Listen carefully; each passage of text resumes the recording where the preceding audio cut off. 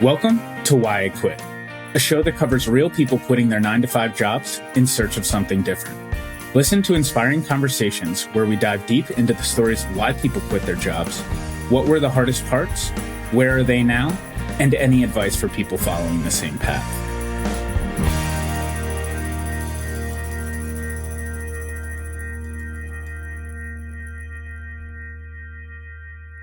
We are so excited to introduce Matt Howitt as this week's guest on Why I Quit. Listen as Matt discusses his journey of layoffs, freelancing, quitting, and eventually starting his own business. Learn how he and his business partner, Alex Wassner, started a software development agency called 236 Labs, where they help brands launch websites, digital collectibles, and other Web3 projects. Get inspired hearing how they quit their full-time jobs to go all in and have scaled the business to 9 full-time employees. Hey, Matt, thanks so much for joining me today. Hey, thank you. Thanks for having me, Dave.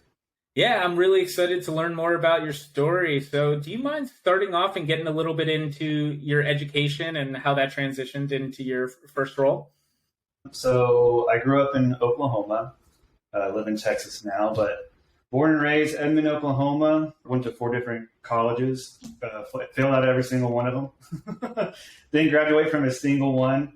Wasted a lot of money. Worked at Jamba Juice growing up. It was my first job. And before that, I tested out a couple of things. I've always been kind of a curious tinker, I guess you could say. My parents would tell me about, I took apart the answering machine and wasn't able to put it back together. Same thing with the remote. They'd always go pick up the remote and batteries would be missing and stuff like that. Legos were my number one jam. Tell me a little bit about the college experience for you. Did you have a clear direction of you wanted a specific major and you had an idea in your head of what a career would look like after school? And then what was it that kind of made it so that it wasn't working for you? Yeah, I was never really great at school, even in high school. Had trouble paying attention, didn't make good grades, mostly just messed around. Had a lot of friends, was in a band, did that sort of thing. Had a couple little side gigs even in high school, doing a power washing company that I started for a little while. Always looking for something to do, but never doing the work that I was supposed to be doing. It's kind of the same thing with college. There was such a high expectation going to a private school. They put so much of an emphasis on what your major was, where you're going to go to school and stuff like that. So when I first started out, I didn't really know what I wanted to do. I knew that I was passionate about helping people. Didn't really know how that translated into a college degree and found it really daunting to be all right, you're going to spend the next 4 years of your life. This is what you're going to be doing. And then whenever you get out of it, that's what you're stuck with the rest of your life. So I think that kind of made me a little nervous about college in general. So started out physical therapy. That was my major. And it turns out I really wasn't that cut out for the medical stuff. Went through a couple classes of medical terminology, and they intentionally put some roadblocks in there to make sure that you're really cut out for it, because they don't want just anybody making it out with these kind of degrees. So had a talk with the person there at the school, and they said, unless you're really passionate about this, maybe you should choose something else. And if you can't figure out what that is, you kind of do the old trusty, right? A master or a business degree. So, if you don't know what you're going to do, get a degree in business. So that's what I kind of headed down that route of, and started to really enjoy it. But again, just wasn't challenging enough, I guess, or maybe I wasn't appreciating it enough. Ended up leaving school to work at Apple and just sort of took off from there. Perfect. And, before we get into that first job, I'd love to go back a little bit. And you mentioned that you had some side hustles in high school. Did you ever have any entrepreneurial aspirations as a kid, or, have an idea that, you could start your own thing, or think that was a viable career option down the road? Yeah, I've always also been the person where if somebody tells you not to do something, I'm going to find the next closest thing to doing that thing. For example, my mom really didn't want me to have a motorcycle. I wanted a motorcycle for my first vehicle. And, my dad was cool with it because he had bikes growing up. I grew up around bikes. So what I did was the next best thing, in my opinion, was I bought 2 broken motorcycles And I was going to put those together and make one. And I was like, there's no way that she could say that I can't have a bike if I put it together, because I did the hard work and I earned it. So kind of the same thing. Like, yeah, I worked at Jamba Juice making smoothies, was always had at least two things going on. So I had this little power washing company. Even back then was starting to look into code a little bit, listening to podcasts about side hustles and startups and things like that. Real estate was on my radar a lot also. And you hear, people that are really well off, they either get it through real estate or investing. So, I'd be working at Jamba Juice listening to these real estate investing podcasts, and they used to make it sound so simple. But yeah, I've always had at least two things going on until this very moment where I'm now working, for myself essentially, and we can get into that later. But I owe it to the people I work with now to only have one thing going on and make this my one thing, and it's really worthwhile.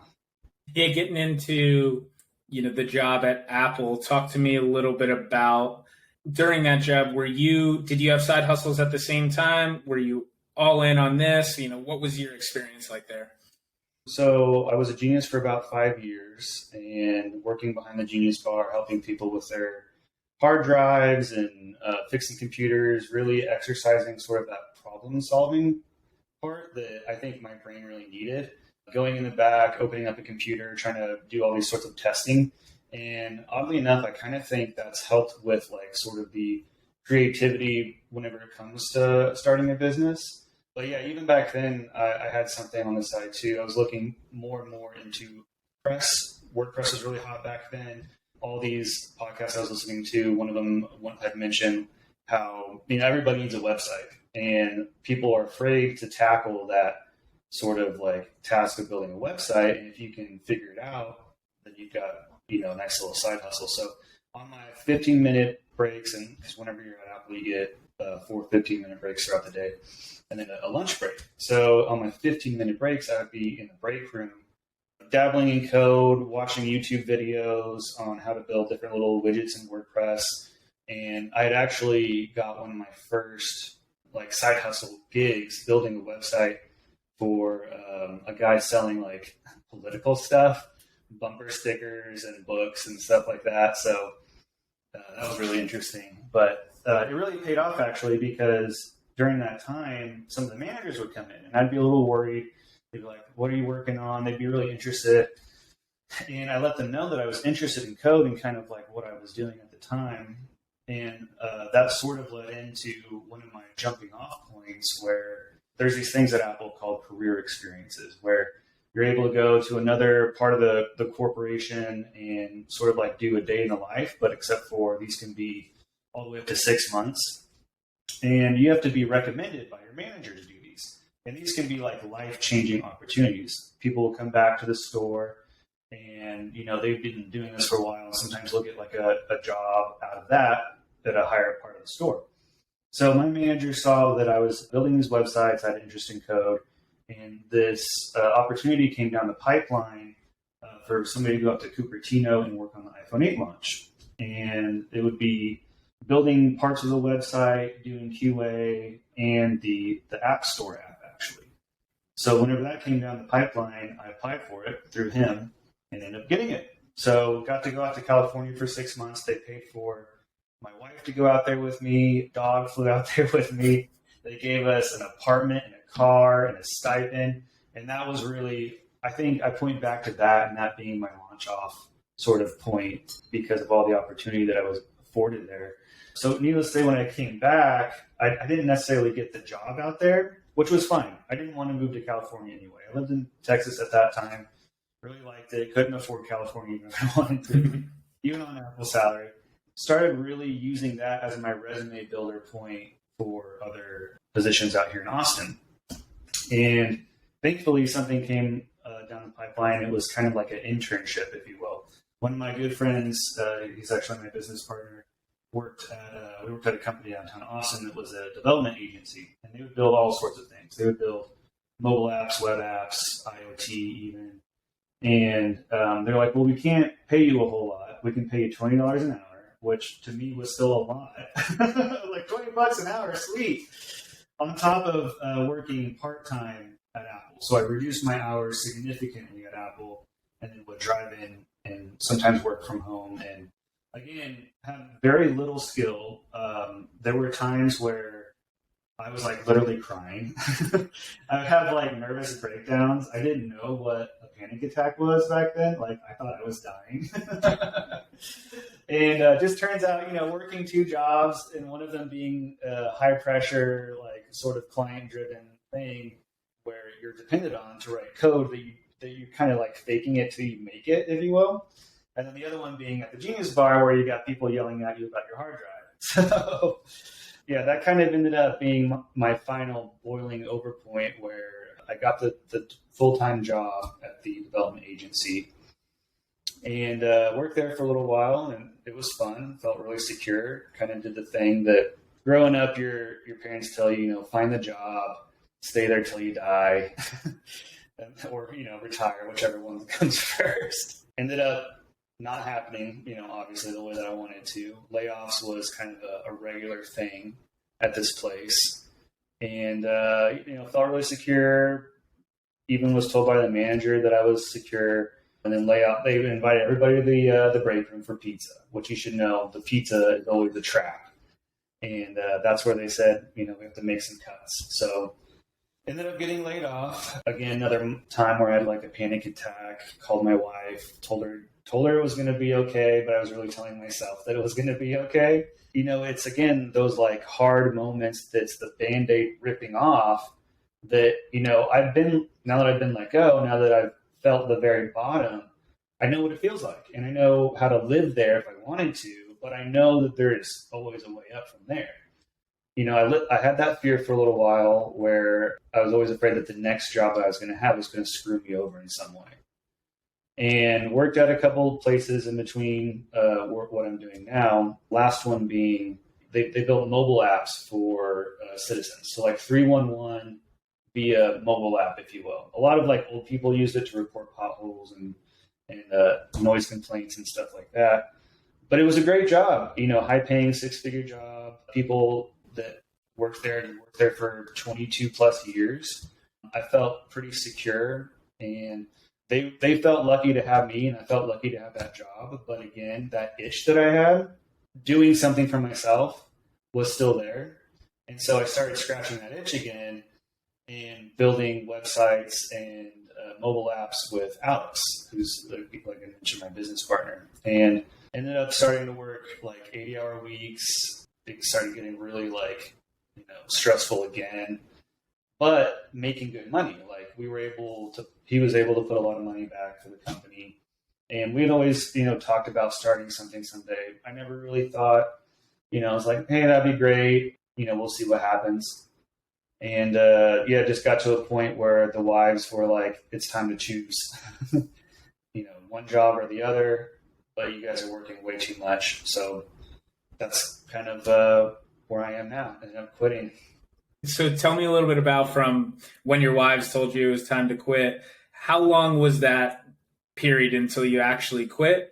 And then did you have like a plan of, you wanted to have a certain amount of things in ducks in a row before doing it, or what did that look like for you?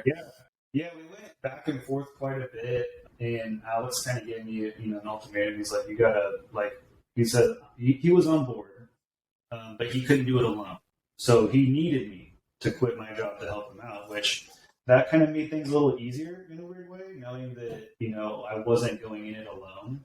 But yeah, my wife and I have a lot of walks around the block, like big conversations. What would this look like? What are the implications, 5 years down the road? And it's funny because, she's kind of the yin to my yang. Like, I'd be on board. I'd convince myself to do it. And then all of a sudden she would kind of start turning in the other direction. Like, oh, but, what about this? And then I would convince her, and then I would convince myself out of it. And, we kind of went back and forth for a little while, and finally she's just like, it's up to, ultimately it's your decision. I trust you. So, you're the one to finally make the decision. So I sat down and I wrote down a couple of reasons why I wanted to quit and why it felt important. And honestly, it was a very difficult, the hardest conversation I would say was probably the one that I had with the company that I was leaving. Because I wasn't unhappy. Frequently I would have one-on-ones with them and they would say, "You doing all right? You still like working here?" And I'd tell them yes, because it was a great job. And, they'd be like, "Just give us heads up if you're not happy, like we'll figure out something." And so, kind of, they had no idea it was coming. It was like kind of like a breakup in a way, really sad. Just called my manager and I'm like, "Hey, do you have a minute to talk?" And sort of told him what was going on. And he was like, "Don't quit yet," which made it even harder. Trust me. Like they said, "Let's talk to the CTO and just see what we can do," which is, it's also a good feeling that they're willing to fight for you at a place. So he came back, had a long chat with the CTO, and he was like, "Matt, I've been down that road before. I've tried to start my own company," and, kind of told him what the company was. And he's like, "Man, that's a tough thing to do." And he really tried to convince me out of it. And I finally said, "Steve," his name was Steven, I said, "Steven, like, you started companies back in the day, and look where you are now. Do you think you would be where you are now if you hadn't gone and taken those chances?" And he was like, that's the right answer. So, we're on good terms, wish me the best of luck, and they're like, "If it doesn't work out, come back and see us." I think that was also what kind of like solidified me being okay with leaving. Was me leaving is not going to be a mistake. It's going to be a lot of learning, right? So it's going to be another one of those launching off points. It's going to be extremely difficult at times and extremely rewarding at times.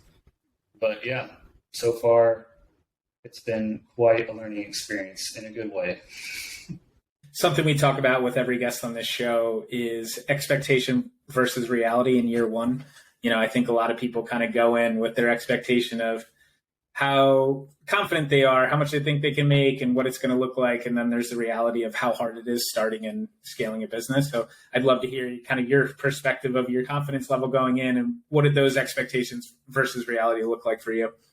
Yeah. So we went into it and we kind of had this idea that we were going to come up with our own internal products, and we were going to do like client service stuff on the side to sort of like bootstrap those internal products, because we both like coming up with things. We're like inventing things and throwing stuff at the wall and seeing what sticks and creating those lean MVPs and things like that. So, but it's difficult whenever you get into that client services cycle to break out of it, because whenever you bring on one client, you have to get the coworker to satisfy that client, and then you have to get more clients to pay that coworker, and then all of a sudden you're at a 9% company and don't have really any internal products yet.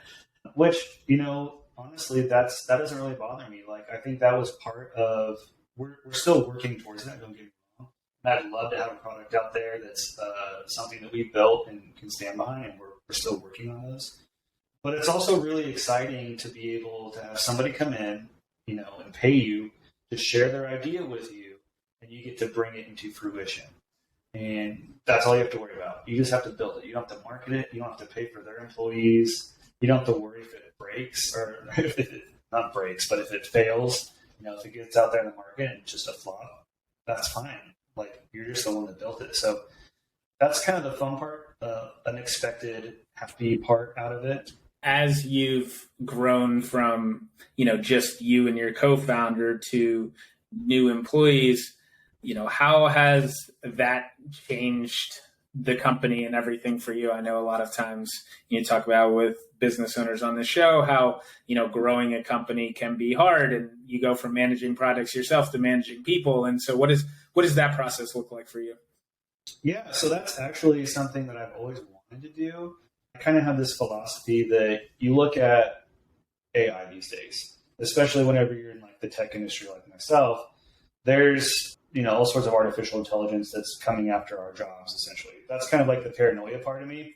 And sort of my philosophy is there's always going to be somebody, like a human being, that manages the person that manages the robot, right? So like the CTO, CEO, chief operating officer sort of soft skills that you learn where you talk to people and you learn how to manage people. It's not necessarily writing code anymore, but it is knowing how to sort of operate in that field that's transferable across all sorts of industries. So if you can if you can talk to people, if you can manage people, then you can do that at just about any company. There's like core values, and those are some of the core values that I learned at Apple, waiting tables even, at Jamba Juice even, that are just like the unteachable things that you sort of hone in on as you grow as a business person. So yeah, I may no longer be as deep in like the punch in and punch out sort of thing. That's kind of like, part of the job now. It's like I have the freedom and the ability to do a lot of things with my day. Like sometimes I'll wake up and I'll go to this coffee shop and there's this like tech meetup that I attend, and I'll be there half the day, but I'll be there like chatting it up with other people in my industry and networking. And sometimes I'll like stop work for a little bit if I have the ability to and go to the climbing gym. Like Alex and I would like to do that. So we have like this newfound freedom that we can do whatever we want, but within the confines of as long as we're doing the best we can for the company still. So earlier this year, I was in Tahoe, went on a ski trip with my in-laws, and I don't really go anywhere without my computer. And even before I had a job like this, I still brought my computer everywhere I went. And I would be taking meetings on the chairlift right before I hit the slope down. And, like my father-in-law would look at that, and I don't know if he would think that it was necessarily like an exciting thing, but I enjoyed that because I got to do two things I love. I like to, help run this business and help grow it. And I also got to spend time with my father-in-law and go skiing. So that's kind of like daily life now. It definitely looks different, but I would almost compare it to a muscle, right? Like it's something you can't let atrophy. You have to always be thinking that you're in this, not just for yourself necessarily whenever you're in our position, because there's 9 other people that are counting on you to do the best job you can because their salaries have to be paid too.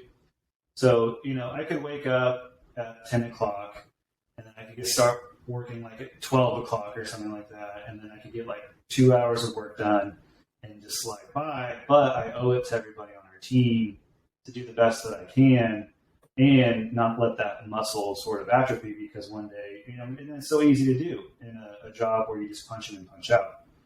So I kind of remember that some of my old jobs, like you punch in, work a couple hours. Oh, it's lunchtime. I go to lunch for like an hour and a half. And by the time you get back, a couple more hours till I get to go home. And I got to leave work early because it's 2 hours of traffic to get home. So all of a sudden, it's like you didn't do any work that day. And you just kind of get complacent. I think that transitions into something we talk about a lot in terms of, obviously you got into a little bit with kind of work-life balance and being able to work remotely. The way that you have your setup right now for kind of you and also your company, like how do you think about growing your company and then also think about like the type of work-life balance you want you and your employees to have? I know there's a lot of discussion between, returning to office, being remote, being hybrid. How do you think about accommodating, different people's different needs for wanting to be remote or wanting to interact in person more? Or some people care more about money. Some people care more about like vacation days. Like, so how do you start to think about that as you're looking to grow your business as well? Yeah. And, to be clear, like Alex, he's the one that really came up with this company. He's the CEO. It's his name that's on the LLC. So I really stand on like his shoulders on a lot of things. But I am tasked with, still having one-on-ones with the people that we work with and listening to like what they have to say and what their kind of aspirations are. So the way that I kind of go about it is we're going to work best as a team if everybody is, I don't want to say if everybody's happy, but like if everybody feels like they're doing the best work that they can do. And if they're living, this is going to sound really hokey, but like living their best life, right? So the way that I kind of imagine that is, what are you interested in? So do you want to learn more about metaverse stuff? Do you want to take one of these courses about blockchain or, some kind of part of development that maybe we don't necessarily do as a company, but you'll feel like your life is more enriched by doing this?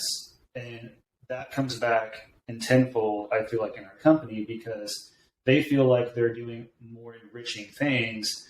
And then who knows, maybe our company will move that direction someday, or maybe they'll come up with a cool product idea and that we can, start to lean that way as a company, and then they're already excited about it. So yeah, as far as growing the company goes, I personally task myself with looking at some of those sort of things, just having those frequent one-on-ones. So Alex and myself, we have a one-on-one. I think he's got one once a month, and I have one once a month with everybody. And just listening to them, letting them know that they're doing a really great job, taking a lot of those kind of cues from the Apple days. So we run our business sort of the principles that Apple used to, or maybe they still do, run their business on. One of them especially being fearless feedback, where if you have to, first of all, assume that the people around you have positive intent. So if you're working together, don't think that somebody specifically has it out for you. If they come up to you with something to say, come from a perspective that they're going to do it in a positive manner, I guess you could say. So giving somebody feedback in a specific way, being very open as a company, and being able to share ideas freely, that's really important too. We just had a brainstorming session recently. It was a lot of fun, trying to come up with some internal product ideas. And just like the free, unbridled flow of thought was really cool, because people were able to share ideas, even if they were half-baked or maybe existed but they didn't know. They weren't afraid to share, or maybe even sound dumb. And that felt really good to me, because I feel like that shows that we're doing a good job as a company, because people aren't afraid to ask questions. They're not afraid to give feedback and things like that. I want to go back a little bit to, a concept that I think a lot of people struggle with, of when's the right time to quit, especially when people have, something on the side that they're trying to validate, they're starting to make money with, but then at the same time too, there's only so many hours in the day. And if you can only devote so much energy to something, it potentially could lessen the chance of it actually working down the road. And so, just how would you, kind of give some advice to listeners as they're thinking about when the right time to quit is, as they're kind of thinking about their business on the side versus their full-time job? Yeah, that's a tough one to answer, because I don't know if there really is a right time to quit. I think you just have to start somewhere. And I never expected to start something like this in the middle of being, at a job that I love. I really enjoyed being at that last place I was at. I was really comfortable, and I almost kind of had to convince myself. I'm you're a little too comfortable. This is, if you want to stretch and grow as a developer or as a person, or if you want to make these sort of leaps up the ladder, if you will, then it's going to hurt. And thankfully, I had somebody there with me. That really helps too. Having the support of your loved ones, or not going in it alone. So, being Alex's co-founder and stuff like that, we were both trying to figure it out together. Just figuring out the little nitty gritty stuff, the LLC stuff, the paperwork, the health insurance, the 401ks, the taxes even. So we've got 2 people that aren't in Texas. And so even whenever we're hiring in general, man, that's a lot to do in itself. You've got all these things to worry about on top of growing your business. As far as finding the right time to quit, I don't think there really is a right time. I think you should just start somewhere, and doing that kind of lean MVP sort of thing is really important too. I came up with a lot of ideas for, I really, sat down and focused on one.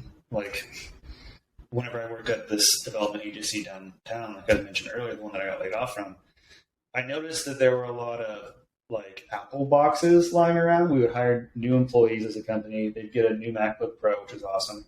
And then they'd have a box, and the box would end up in the trash. Well, the funny thing is, working at Apple, those boxes never ended up in the trash, because those boxes were Apple Gold, like, this thing was engineered, it doesn't belong in a trash bin and all that stuff. So I had this like respect for these boxes, and I was collecting them, putting them on my desk, didn't know what I wanted to do with them. And then found out that people are willing to pay money for those boxes. So on my lunch break, I would like collect 10 boxes and then post them for sale on Craigslist or Facebook Marketplace. And then on my lunch break at that job, I would get in my car and I'd go sell the box on the other side of town for like $10 a box and come back with like $80 or $100. And I didn't do anything. I just collected, and I asked permission for the box. Like, the company knew what I was doing with them. They didn't care. And I mean, the important part was also I knew what the person who was buying the box from me, they weren't doing anything nefarious with them. They weren't like selling them as new MacBook Pros or anything like that. They were actually packaging used MacBook Pros in it, and you get more for the MacBook Pro if it has a box with it. Like, if there's like a psychology behind that. So, start lean, like start somewhere, mow lawns. I did that in high school too. Just find out if it's even something that you want to do. Like, if it's kind of like me, where you had this itch that you want to scratch just to see if it's something worth pursuing, because honestly, it's probably not for everybody.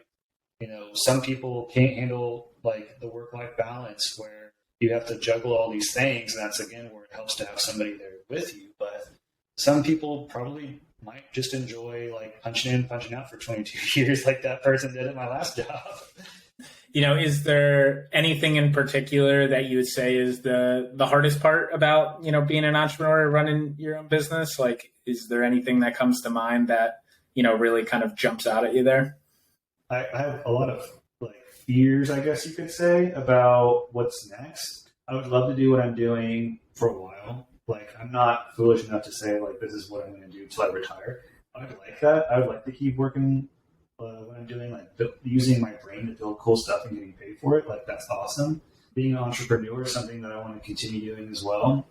But I definitely want to find a way to like ratchet it to the next level, because it's kind of scary. Like, you never really know who's going to be out there to eat your lunch, and just sort of finding the next thing, and also making sure that people take you seriously. So one thing that I get kind of worried about is, what if I want to go be CTO at another company or something like that?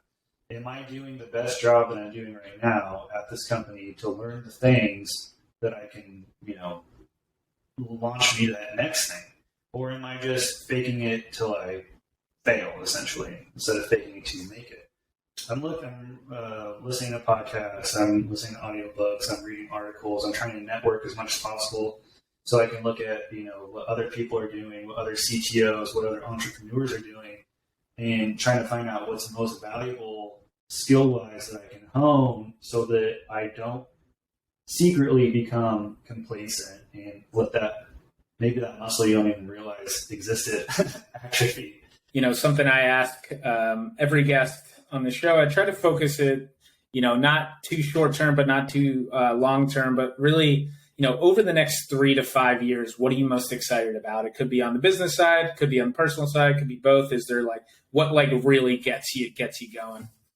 My company deals specifically with blockchain Web3 technology. That's a quickly evolving space. Next 3 to 5 years, who knows what it's going to even be like. I like that we're constantly learning new things, but we're also constantly teaching people new things. So that means, like, you might wake up one day and the SEC has decided that, each transaction of an NFT is a taxable event.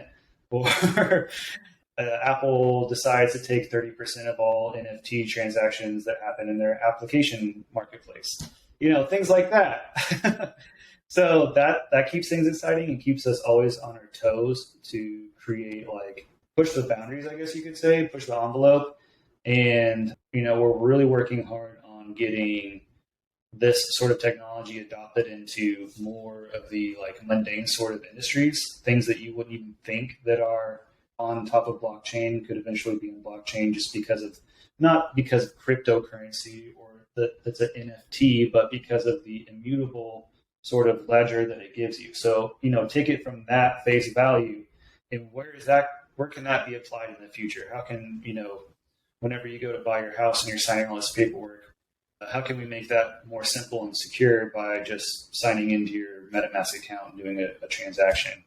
Or same thing, with your car, keeping track of maintenance records and stuff like that. So there's a lot of I think there, not to get too Web3 into the weeds, but there was this big pop where cryptocurrency, there was the ICOs, the initial coin offerings, and the NFTs and the Bored Apes and stuff like that.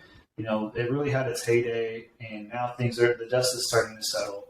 And now we're getting a lot of inquiries from companies that are sort of like the Web2 staples that want this sort of the benefits of Web3 in the company, but not necessarily highlight it. So that's what I look forward to in the future. I look forward to being kind of that infrastructure company that sells sort of this really great utility of Web3. And, for anyone interested in your services or wants to learn more about you, what's the best place to find you? And if you want to give a quick elevator pitch.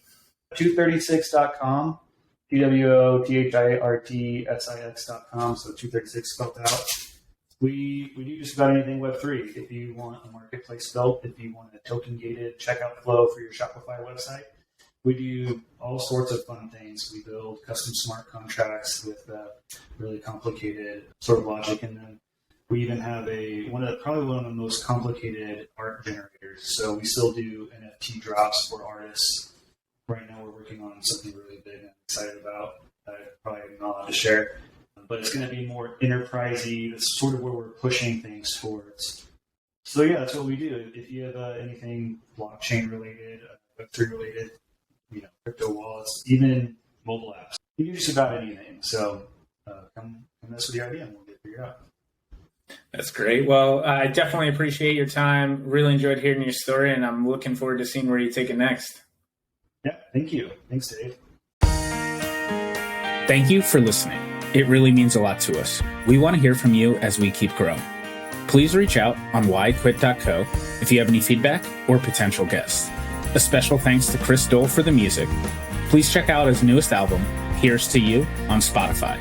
Thank you, and we will be back next week with another episode.